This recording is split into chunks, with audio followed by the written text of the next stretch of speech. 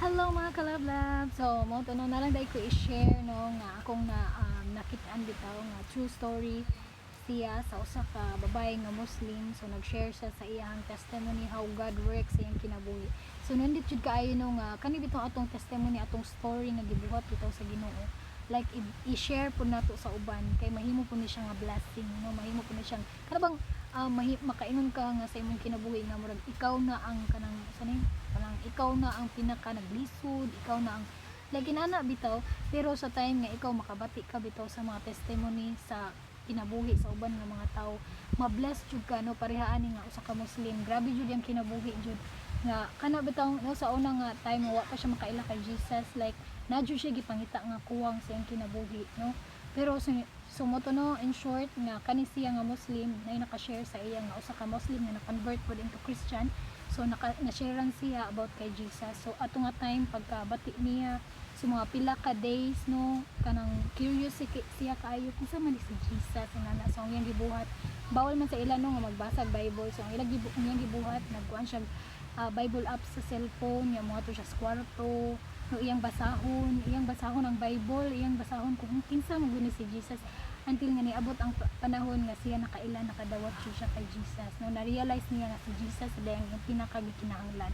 So niabot ang time no nga nabot ang time nga nasakpan siya no, nga grabe pag magbasa siya og Bible magbukot jud siya nya mo so just kwarto lakan na niya no, kay para di siya masakpan, kay kung masakpan siya crime kasi na sa ila. So niabot ang time no nga nasakpan siya sa iyang sister, nagsumat siya nga niabot ang time nga gitakwil jud siya sa iyang pamilya tungod sa iyang pagkahimo nga Christian no, tungod kay nagampo siya kay Jesus, tungod kay nagdawat siya kay Jesus. So mo na to gipapili siya no, gipapili siya sa iyang pamilya unsa mo jud ang imong pilion.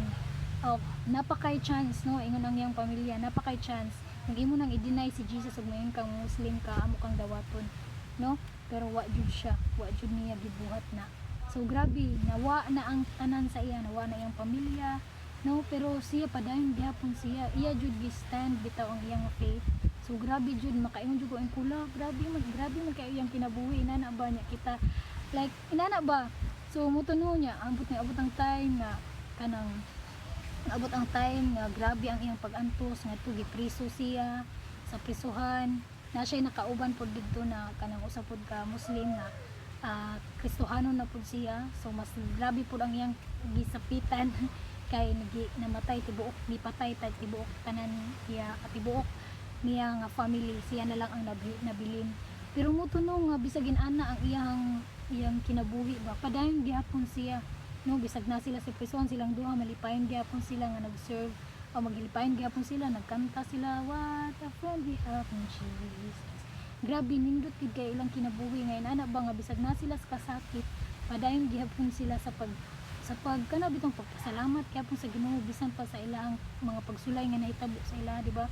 So ang katong usa no mo to no nga nakapasaylo siya sa iyang family, bisan gi-deny siya sa iyang family, gipalayas siya, gi-cut off na ang iyang kanayana ba nga gi-traitor siya sa iyang pamilya, pero muna no iyang napasaylo iyang pamilya bisan ni nato ang nabuhat sa iya gyapon gi-pray nga Lord tabangi sila nga sila makaila pod sa imo So muto no hubot nga abot ang time nga grabe jud kayo iyang pag-antos no, gilutos jud siya bunal-bunalan nya, basta grabe jud na kasakit ang iyang giantos no nga nya niabot ang panahon nga papilion na pud siya kung imong i-deny si Jesus, imingon ka nga ikaw Muslim, balik ka diri ano, kanang pakawalan na siya, pero wala jud siya, wala jud na niya buhata. Pero mo to no, nagampo niya jud sa Ginoo og maayo ang inana ba sa iyang sitwasyon sa iyang sitwasyon. So niabot ang panahon na ang Ginoo nag-work na jud sa iyang kinabuhi nga niabot ang panahon na sa lugar nila nagkagira.